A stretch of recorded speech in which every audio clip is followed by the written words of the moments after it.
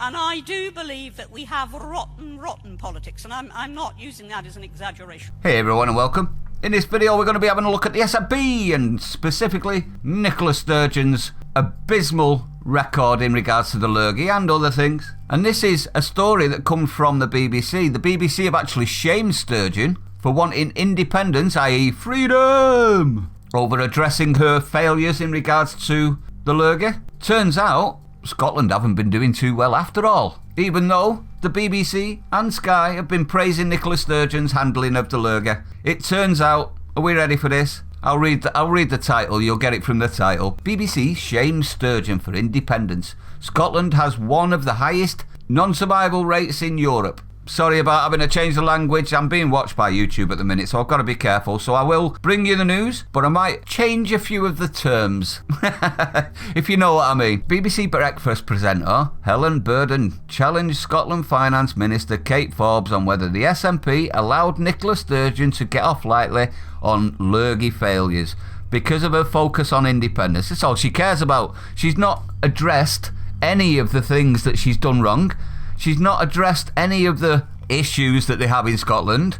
All she wants, and all she wants to talk about in the media, is independence. She really doesn't care, in my opinion, about the high rates. But I may be wrong. Let me know if you think I am. The BBC Breakfast host suggested Scottish First Minister Nicola Sturgeon may not have received the necessary scrutiny on her performance during the lurgy pandemic. Who gives her the scrutiny though, BBC? That would be you, wouldn't it? And you didn't. You were praising her not long ago. You were thinking she was the best thing since sliced bread, since the invention of the wheel. Yep, we remember.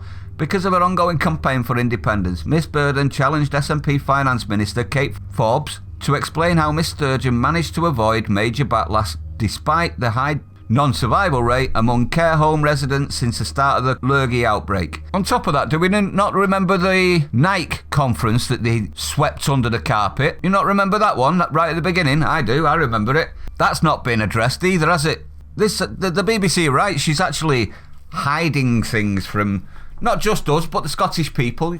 The BBC presenter said, "Your conference will look at the Scottish Government's handling of the lurgy pandemic.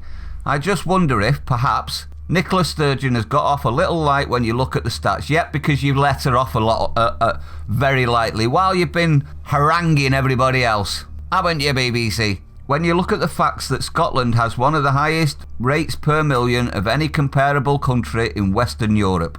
30 times higher than Norway when you look at the proportion of people who passed from lurgy in care homes. Even away from lurgy, in fact. Then the handling of Alex Salmon inquiry and her refusal to produce legal documents despite repeated votes in the Scottish Government asking for them. Isn't that against the law to withhold information? I thought that was against the law if the government had asked for it. And yet she seems to be utterly focused on questions of independence without addressing any of that. Is that right? Are we ready for the mental gymnastics? Miss Forbes rejected the claims and insisted the Scottish people would also disagree with the negative assessment from Ms Burden. The SNP minister said, "I refute a lot of that." Of course you do. Seems to be that you refute a lot of the stuff that can be proven as fact. Funny that, isn't it, SNP? And I think the people of Scotland would refute that as well if you look at the current polling figures. Right, everyone, we all know polling figures are manufactured propaganda, in my opinion. They can be manipulated in any way they see fit to try and make out that the country or that the people have changed minds on things when they haven't. If you think I'm wrong on that, please let me know. But as far as I'm concerned, polls are trash. In regards to the Scottish people refuting the fact that Nicola's done a bad job, that might be true, and the reason that might be true, in my opinion, would be because the media have been singing her praises from the rooftops for months, haven't they? Even though the evidence was there that she's not been doing a good job at all. It seems to be because she's a woman. I may be wrong, but because she's a woman, she can do no wrong. Well, it seems her time's run out, and even the media, the BBC, are starting to turn on her. So this should be glorious, everyone. Get your popcorn ready. And I think I've done that. I think we're going into this conference in a position of strength, really. If you look at the support for Nicola Sturgeon, trust in her handling of the lurgy, as well as trust in the Scottish Government.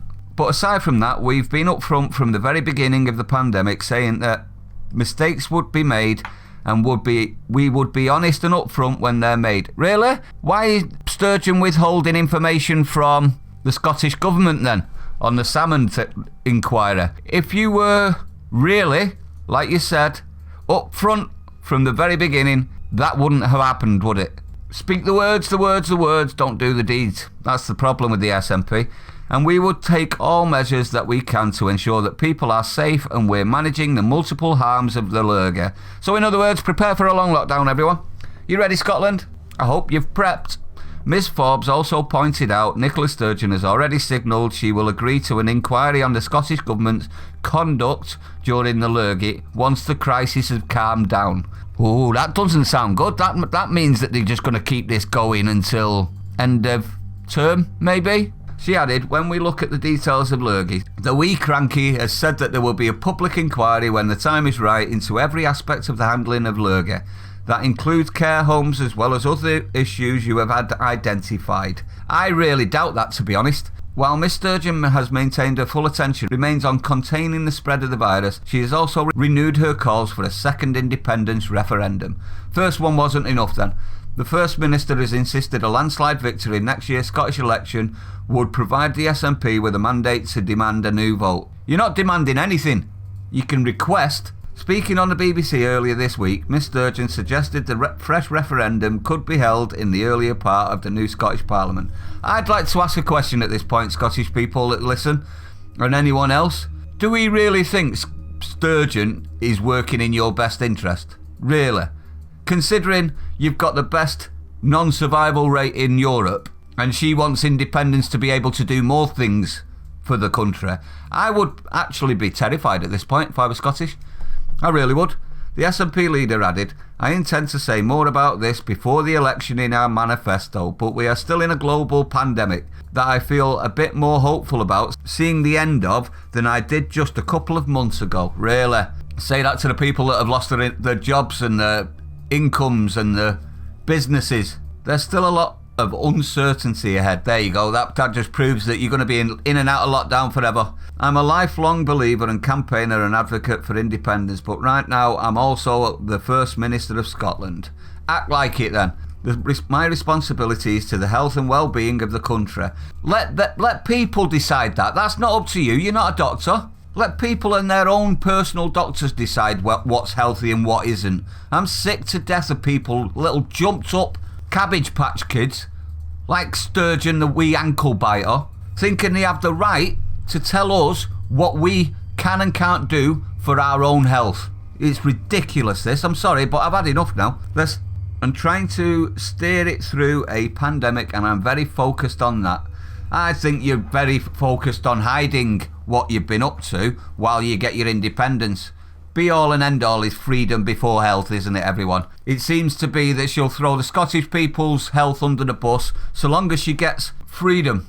And freedom from what? Freedom from Britain. Fair enough. Okay, have your freedom. And what do you want to do with it? Hand it off to another nation. That's not freedom, Sturgeon. It never has been and it never will be. But anyway, I'd like to know your opinion on this. Let me know what you think. I think Scotland are really doomed if they vote SNP in again, especially with the hate crime laws and all of the other insane things that the SNP are talking. If Scotland vote for the SNP again, I'm sorry, Scotland, I love you as you know I do, but you're going to deserve everything you get. If you're new to the channel, don't forget to hit the like, comment, subscribe, hit the bell icon, share it out, everyone. I'll see you on the next one.